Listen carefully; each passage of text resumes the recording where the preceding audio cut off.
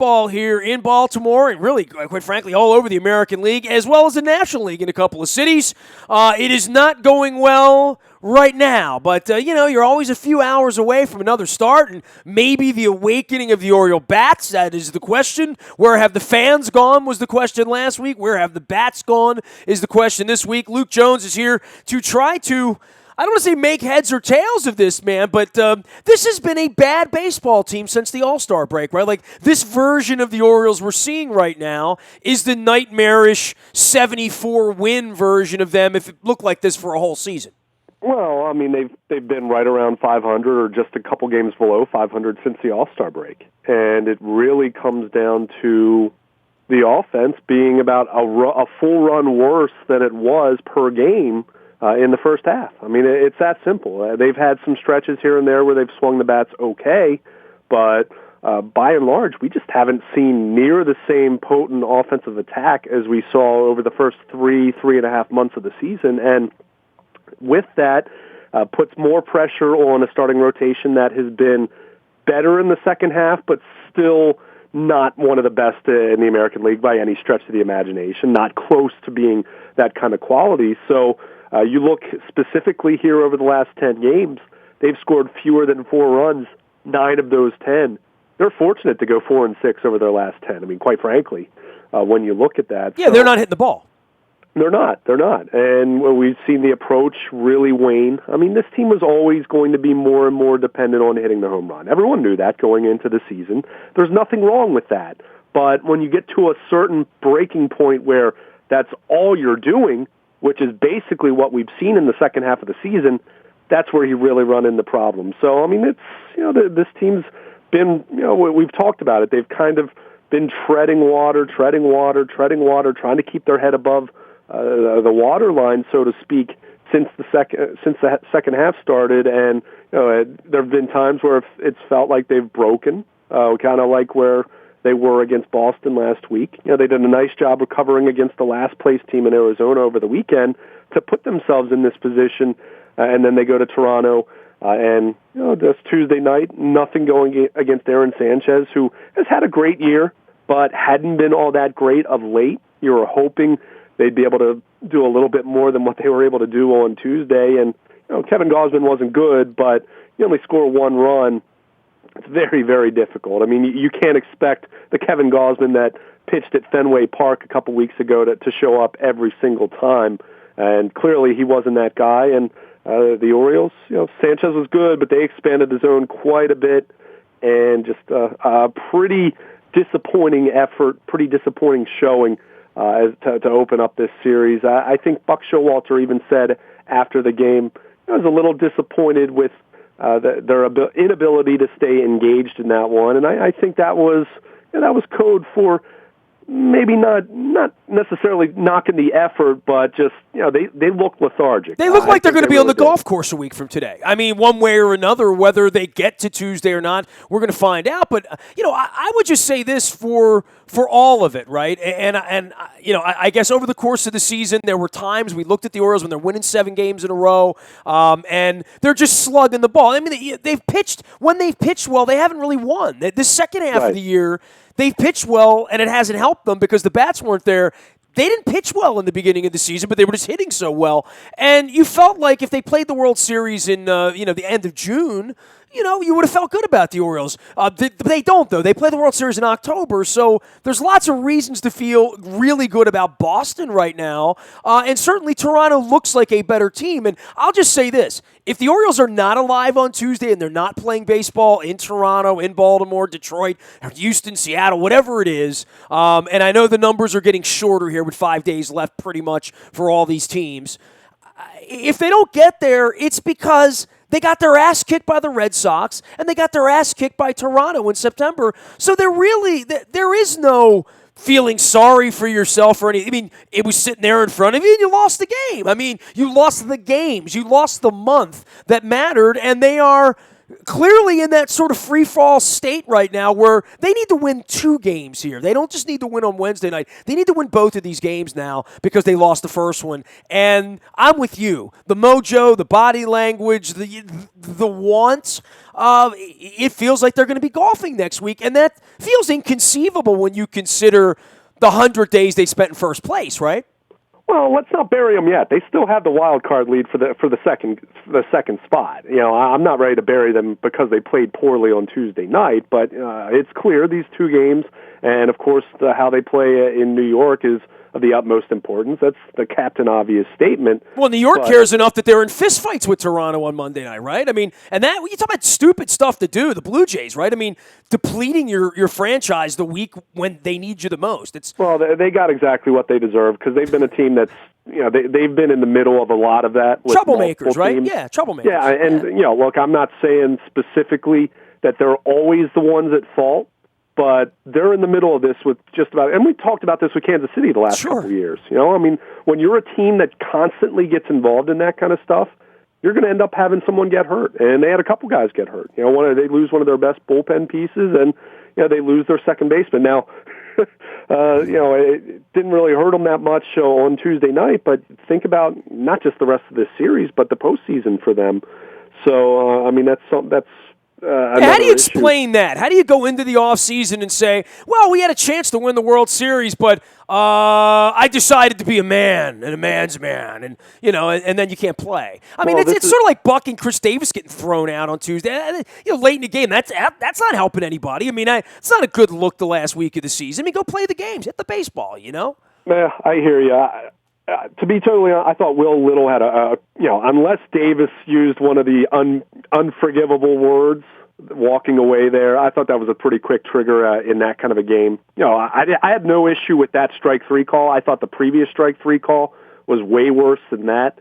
That one was, it was a strike. Even Masson called it a strike, so it must have been. Yeah. Like I said, the previous at bat where he was rung up that I thought was a bad pitch. I mean, I really did, but that one not so much. But he walked away. He said something, sure, but in that spot, I'd like umpires not to have rabbit ears quite as much, unless Davis said something that ridiculously over. Well, you don't want to use that kind of language in front of Geddy Lee, okay? Sure. Oh, sure. We're not going to have that. We're not going to. Well, I mean, and I don't know that Davis is a pretty, sort of quiet bloke for the most part, right? I mean, he's not the guy to chew so much, but I just thought anything you would do to jeopardize another at bat when you only have 25 of them left in the season, I don't like that's the Vontaze perfect thing. You know what I mean? Like, I don't like anything that puts that's the whole draw of this thing with the Blue Jays, right? I mean, that's part of the Blue Jays and the Royals is we're going to get in your head, right? That is the game. That's the macho game that's played, right? Yeah, it is. Well, I don't know if the Blue Jays had anything to do with Chris Davis getting tossed. I mean, clearly, obviously, Aaron Sanchez pitched well. But again, if he said something that warranted being ejected, then shame on him. If he was merely expressing a little bit of frustration with the strike zone, and Will Little decide to toss him, then shame on him because he needs to also understand this is the last week of the season. And if he said something that warranted being ejected, fine. I have no issue with that. And then, like you said, then it is on Chris Davis for getting tossed there. But at the same time, how many times have we seen umpires have rabbit ears? It's a huge situation. Emotions are running high. Of course. And, if that's the case, then come on, man. Especially when it's going the wrong way and you're the Orioles, right? Right. Just have a thick skin about it, too. So, either way, we know how that game was trending anyway. It wasn't going to, they weren't going to win that game anyway. None of Buck's maneuverings in the 8th or 9th inning would have helped them, but I still didn't think it was a good look. Oh, I agree. I'm not saying it's a good look. Clearly it's not, and Chris Davis isn't someone who's, racked up ejections in the same way that we could talk about Manny Machado in that light. But, just clear the frustration was there. There was no doubt about that. And, getting back to your original point, you look at the overall record that the Orioles have against Boston and Toronto, and against Boston prior to the 4-game sweep, they actually had led the season series. They finished 8-11. Toronto, they're currently 7-10. But most of those wins, go back and look, most of those wins were in the before the All-Star break. Since then, they've really been underwhelming against both of those teams. So it's just well, if you lose to the teams in your own division, you lose, and you don't get to play in October. I mean, I won't feel like it's unfair in any way, but this team, if this plane keeps going in the direction it's going, and they don't play on Tuesday, because look, man, I'm with you. If they get to Tuesday, they can win the World Series. I mean, I'm not one of those guys as well. They don't have enough of this or enough of that. They have enough guys that can hit 3-run home runs. Well, solo home runs, but they have enough mash to beat any pitching on any day when they roll out of bed the right way and they're doing things. They clearly have that in them. But if they don't make the playoffs, this is in a real sports town, this is a hideous offseason for them and for the organization, for ownership and for Buck and for all the players who, all play a part in this, because this isn't Markakis getting hurt at the end. This really is about Machado, Jones, Davis, Wieters, the core of the team, not frigging getting it done in September, collectively. Not any one of them, all of them. Machado threw the ball into, Mississauga, to open up the floodgates. I mean, that can't be happening in late September, man. No, I agree with you. And we saw in the Boston series the defense fail them on a couple of occasions. The Chris Davis non-flip to Brad Brock, and then Brad Brock, he gives up a 3-run homer right after that. So, I mean, that's what's been disappointing. It's obvious they've had their struggles offensively. They've had their struggles at times pitching. There's no doubt about that. We've all seen that. But even their infield defense, things that you count on this team to do well, has faltered here of late. So, I mean, that's just it's disappointing to see that. And, as far as the big picture, the expectations weren't all that high going into the season, at least from a national perspective. But when you're in a position where you were in first place for the better part of 4.5 months, and you've been in the wild card in all but a couple days here and there, then it'll be a major disappointment if they don't at least get to next Tuesday, whether they're playing in Toronto or whatever. So, it's clear the pressure's on. Tillman, this is the biggest game of the year, right? I mean, this is it, right here. They're still in a good position here. I'm still not buying that Detroit's going to win its final 5 games or that Seattle's going to win out. Or I mean, you look at Seattle, they had a bad loss in Houston on Tuesday night, so they remain 2 games behind the Orioles.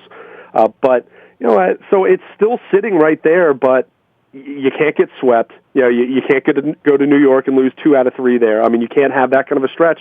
If you do, then like you said, there's no looking back. Shoulda, woulda, coulda. It was right there. This won't be about anybody catching them. This will be about them falling apart, period.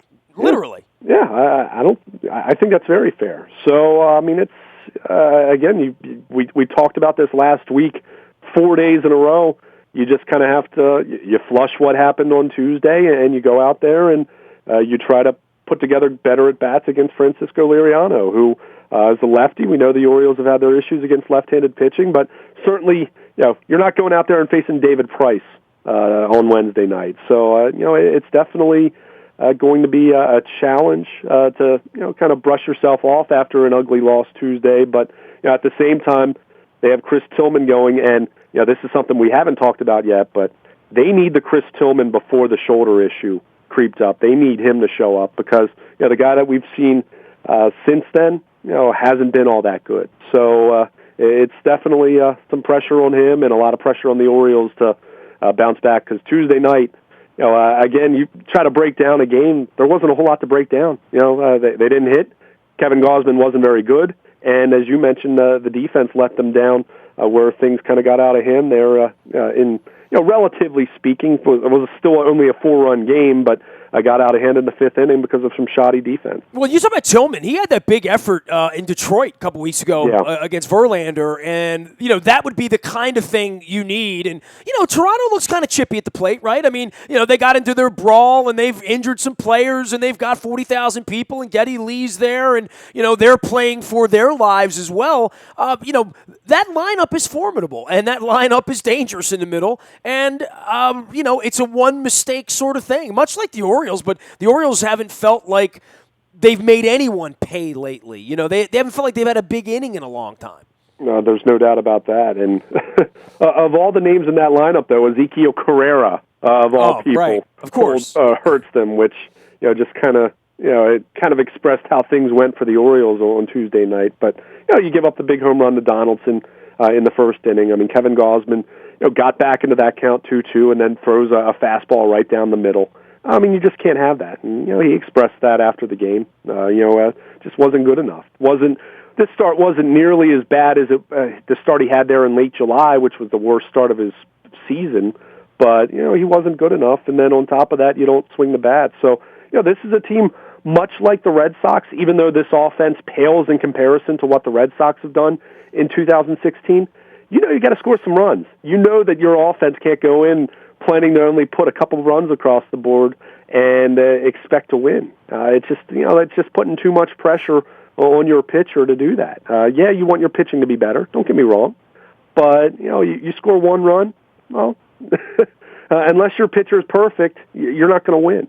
So that's it's very clear what the Orioles need to do both tonight and in the finale of this series to try to win this series, try to even the wild card, for the first wild card spot, and then put some pressure on Toronto for the final weekend. And Orioles still have a chance at that first wild card going into a 3-game series in the Bronx. So I mean, it's nothing terribly complicated. They just got to swing the bats a lot better. Theoretically, with Tillman and this start on Wednesday night, something of substance, something of quality like the one from Detroit a couple of weeks ago, he will be the starter on Tuesday, right? I mean, this is where this whole thing's sort of lining up, that if this thing goes well and they can win one here, win 2 or 3 over the weekend, and they get there and they get on a plane from New York and they head to Toronto and they work out on Monday, Tuesday night it will be Tillman. So, this start also sort of signals like whether you're going to get to Tuesday, and if you get to Tuesday,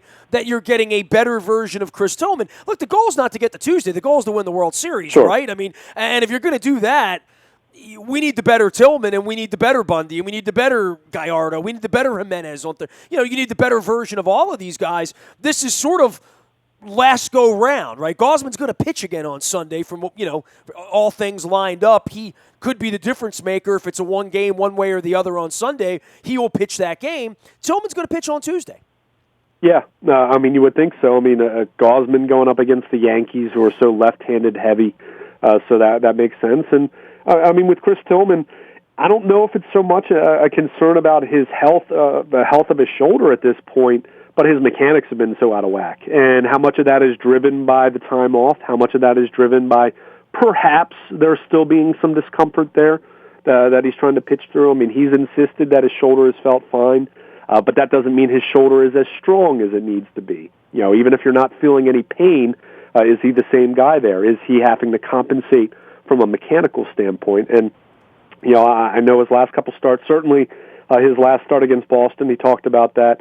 He talked about that in his previous start against Tampa Bay on September 17th, that he just hasn't felt right from a mechanical standpoint. And, it's been evident with some walks, with some wildness within the strike zone, and just not commanding his pitches the way he needs to. So this is going to be a huge test for him. That's stating the obvious. This is a team that has really hit him hard over the last couple of years, especially last year, when you remember just the nightmare that the Blue Jays made his season.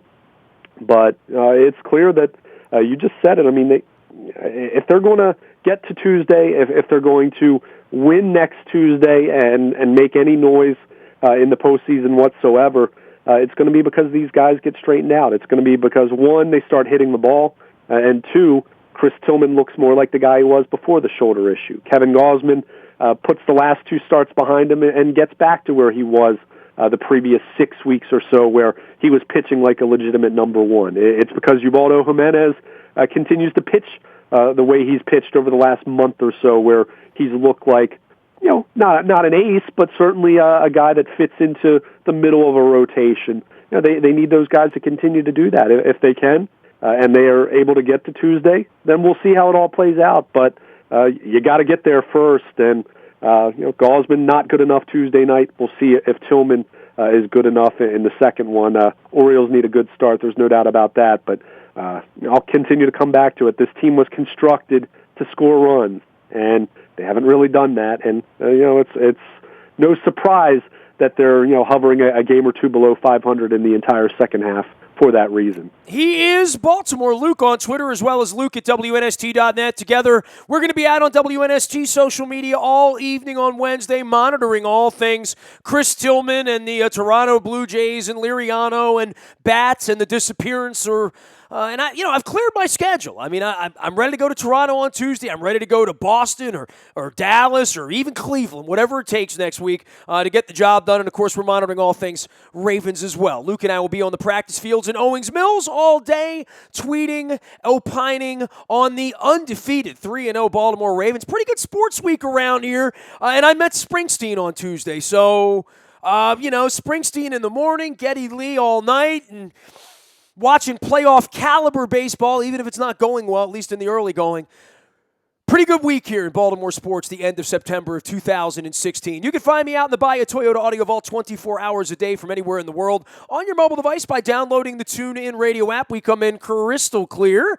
And the morning newspaper ships to your email inbox at 7 a.m. each and every morning, and that is powered up by our friends at Planet Fitness at planetfitness.com. Still $10 a month to get in the best shape of your life there. And last but never least, breaking news will happen first on the WNST text service. Any news out of Ravens camp, you get it there first. It's all brought to you by Coons Ford of Security Boulevard.